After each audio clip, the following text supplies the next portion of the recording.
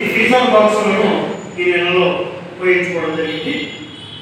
మొత్తం 10 వైకుంఠ రథాలను ఉపయోగించుకున్నారు. అందులో 3 పల్లెలను ఉపయోగించాం, 7 పట్టణంలో ఉపయోగించుకున్నాం. నెక్స్ట్ గౌరవ అతిథిగా గ్రంథాలయ సంస్థ జిల్లా గ్రంథాలయ సంస్థ అధ్యక్షుడు దాసరి ప్రకాష్ రావాల్సింది వస్తారు. తర్వాత జయలలితారు ఇప్పుడు శేషయ్య గారిని మాట్లాడవలసిందిగా కోరుతున్నాం.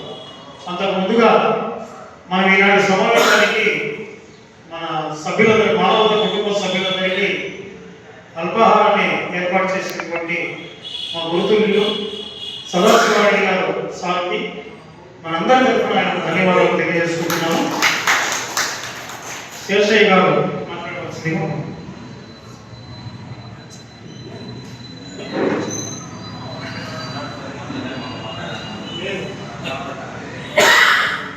మానవతా స్వచ్ఛంద సేవా సంస్థ నెలవారీ సమావేశానికి హాజరైన మానవతా భక్తులందరికీ పేరు పేరున హృదయపూర్వక నమస్సుమాంజలి.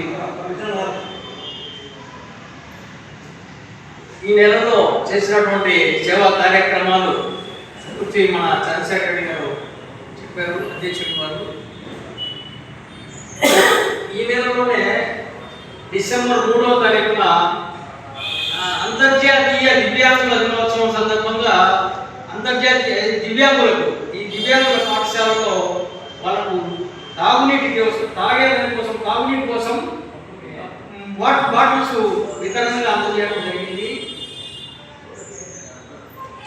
ఇప్పుడే ఈ సమావేశంలో ఈ అందులో ఆశ్రమంలో ఉన్నటువంటి ఆయన పేరేమో తెలియదు, ఆయనకు రామ్మోహన్